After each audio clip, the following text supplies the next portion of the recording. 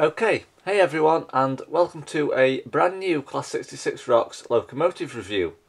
Now, in this review, I'm taking a look at a locomotive which I had for Christmas, 2014, and I've got to say it is one of the longest locomotives that I now own. It's in HO scale and it's an American locomotive, and it was quite a surprise to receive this particular one as a present at Christmas, as I had it off my parents. It's got DCC Sound. I have tested it on a piece of track on our coffee table, but due to the house move I had to box it back up and get it stored along with everything else, as hopefully our new house should be ready by May.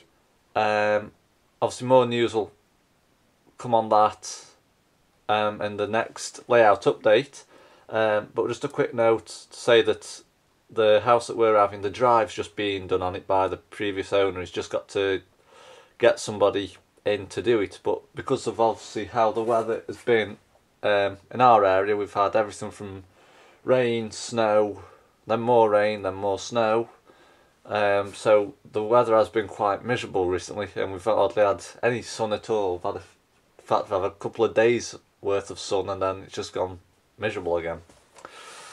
So, without further ado, let's take a look at this stunning locomotive then. So, today, as you can see, judging at how long the box is, we're looking at a Bachmann locomotive. So if we take a look at the side of one of the boxes, it's not that side, that just tells you where they're based. It's on one of these sides, I think it's this one, and it is item number 65102. It's HO EMD DD40AX Centennial with DCC Sound, and it's in Union Pacific livery, and the road number or run number, whatever you wish to call it, is 6929. So as you can see, it has DCC Sound value on board. Obviously you don't see sound value on the British versions of Bachmann's models, but there we go. So as you can see there, there's the DD, in fact I'm going to have to look again, DD40AX. It's going to take some getting used to, this one is, remembering the model of it. So we'll just take a look at the back of the box first. So as you can see on the back, it says available separately from Bachmann. We have a picture of the EZ command. I actually have one of these myself, which I use for my N-gauge locomotives and sometimes my double O gauge ones when I've got them on the rolling road. And obviously it just says experience easy and affordable DCC with EZ command. It just tells you a bit about it there as well. So let's get this locomotive open and take a look at it. So we'll just slowly take it out of the box, as to not to damage it.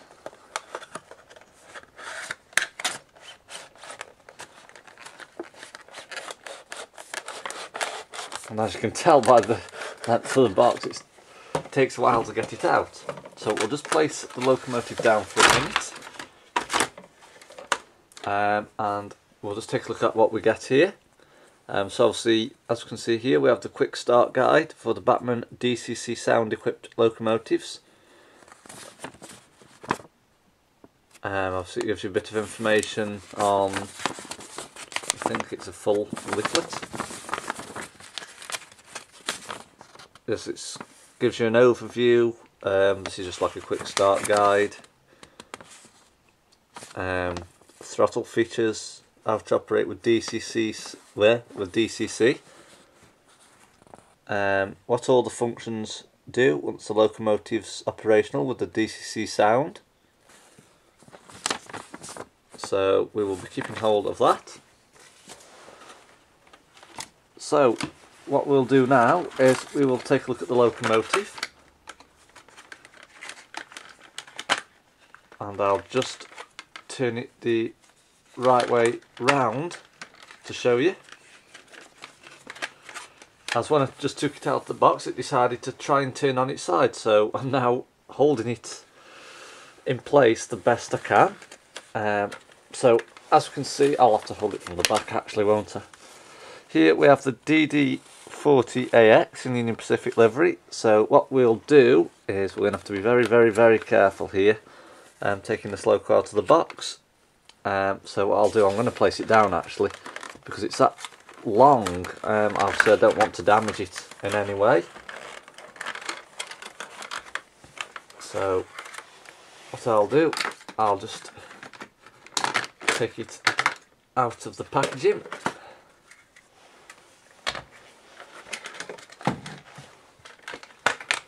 So as you can see, I've just released the locomotive, just lifted that plastic flap there. Obviously, as you can see by the length of it, the weight of it isn't very stable when you've got really thin plastic like this for such a big locomotive. So what we will do now, we will take a look at the locomotive. So here we have it, the DD40AX in Union Pacific livery, and as you can tell, just by looking at the length of it, it's absolutely huge. At first I thought it was similar to like the big boy, but when we run this on the new house layout, I am going to really have a really long straight bit of track for this to run on. So what we'll do, we will start with the front. So taking a look at the front of the locomotive, as you can see, I'll just mention this, on the top here we have a flashing beacon. Like I say, I have tested this locomotive and that does flash. Moving down now, we can see we have the head code boxes, and these do light up, but if you can just see that, we have the road number just inside there, which is 6929, if you can just see that. Moving down now, around the bonnet area, we can see we've got the directional lighting on the front. We also have the words Union Pacific, and above that we have UP and 6929 just there. As you can see, we've got some handrails which have been fitted to the locomotive. These are painted in grey, and the middle bit there is just like a chain piece. And we also have a knuckle coupler on the front. So, turning the locomotive round to the side now, we can see that we have 8 wheels on either bogie. 1, 2, 3, 4, 5, 6, 7, 8 on the front, and the same again on the back for 8. So as you can see on the side, we have the running number or road number, which is 6929. That's just below the windows just there.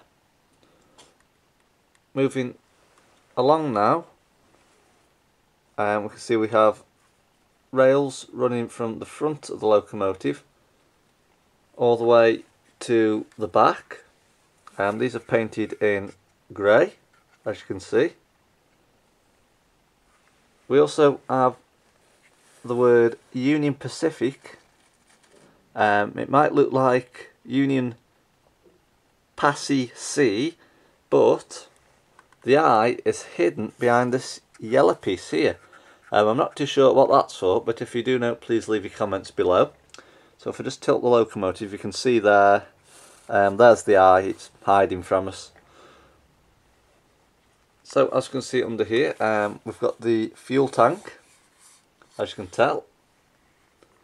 And moving to the back of the locomotive now, we can see we have the Union Pacific logo just there.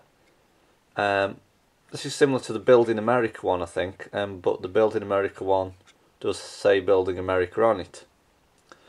So as you can see, also on the top of the locomotive, we've got some very nice etched fans, as you can see, just by doing that. But these are a nice touch to these particular types of locomotive. So what we'll do now, we'll turn the locomotive round to the back. So as you can see on the back, again we have the word UP and 6929 on the top, along with the directional lighting. Now we have got some rails, well, handrails just here, but they're not like the Carto or Avon ones that you have to fit yourself. Obviously we didn't get any detailing with this particular locomotive, so the detailing that's on it now is the finalised version. So as you can see again, we've got some rails running around the back of the locomotive here, and then again a chain effect just there. And we also have a knuckle coupler on the back. So turning the locomotive round to the other side now, I'm going to hold it like this actually so you can get the full view of the length in. And we've got the word Union Pacific again in red. If I just turn it slightly, you can see again just there we have the Union Pacific logo, and we also have the etched grill effects running along the top of the roof area just there. As you can see, again we've got a handrail painted in grey running from the front of the locomotive all the way down to the back half of the loco, and again on the side of the locomotive we have the road number 6929. So taking a look at the roof area now, as previously mentioned, we've got a flashing beacon there, and we've got some horns just here. If I just bring the loco nearer to the camera, we've also got a, I think that's is it an exhaust stack? I think I've read on a comment somewhere that a previous user left me that it was like where the smoke comes out of, but if I'm wrong again, please leave your comments below. As you can also see, we've got some very nice etched grill effects as well on the roof of the locomotive, as you can see.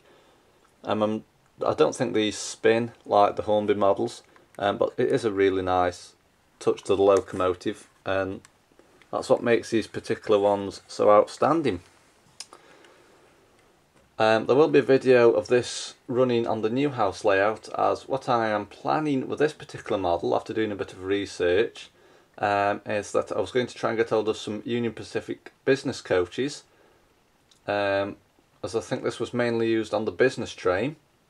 So I think it's Walthers who make them, so I will be trying to get hold of a few of them. So I'm hoping once we've moved and got the new layout operational that this particular locomotive will be making an appearance. So that's it basically, the Bachmann EMD DD40AX in Union Pacific livery.